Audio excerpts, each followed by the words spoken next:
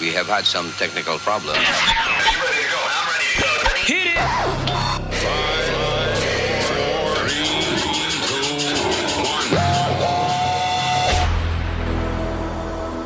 1. Well, hello, thanks for dropping by. I really appreciate it. A reminder, I'm going to be uploading all of my podcasts to my YouTube channel, and if you would, and you're a YouTuber, run over there and hit subscribe. I could use some more subscribers, and of course, always welcome you there. So today we go back to the very beginning of my radio career, 1987 WLKM radio in Three Rivers, Michigan. And I did a rock show. I was a part-time guy, my first real radio job. And I would do Friday and Saturday nights from 7 till midnight playing rock music. They were mostly top 40 throughout the day, but the owner there, Dennis Rumsey, decided he wanted to play rock at night. And he did that for a few years before another rock station came along. So I started in the summer of 87. I ended there in late 88. More on that later. They ended up going automated, so I quit. I didn't want to push buttons. Anybody can do that. So most of my time at WLKM, or as it was known at night, Rock 96, my time was spent doing Friday and Saturday night, 7 to midnight, playing rock, having fun. I took lots of calls, lots of requests.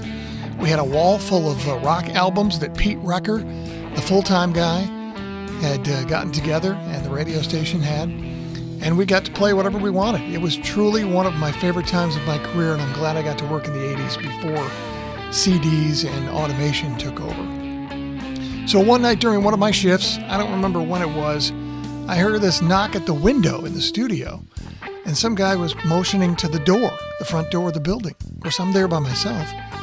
Now remember, this is out in the woods, by a farm. I'm there by myself for 5 hours during each one of my shifts. So anyway, I went to the door, kind of a shady looking dude, but I opened it up anyway. He looked like your typical stoner. You know, hey man, what's up? Tells me he loves the music. And he asked me if I wanted to come out and smoke one with him.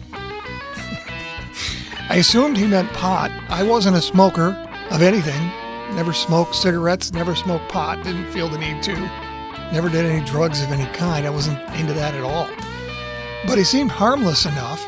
And I remember, as I'm talking to him for a minute, I kept my hand on the doorknob on the inside just in case he tried to weasel his way in. Luckily, he did not. This actually happened a couple of more times, and I finally told him, I said, look, I appreciate your interest in the station. I'm not going to come out and smoke with you. I've got a radio shift going on here. If you want to make a request, give me a call on the phone. I'll be happy to play it. I was nice to the guy. Luckily, he stopped coming around, and I didn't have to worry about him anymore. I can remember when I turned off the radio station at midnight, after every shift, I literally had to shut down the transmitter and lock everything up. I used to open the door real slowly and look out and scan the area, including the parking lot, before I went to my car, because I was kind of freaked out after that guy had come around for a while. But he stopped, and I didn't have to worry about him anymore. He was the first of a few who would show some stalkerish behavior over the next 30 years or so. Maybe we'll get into some of those stories another time. I appreciate you dropping by. We'll see you next time.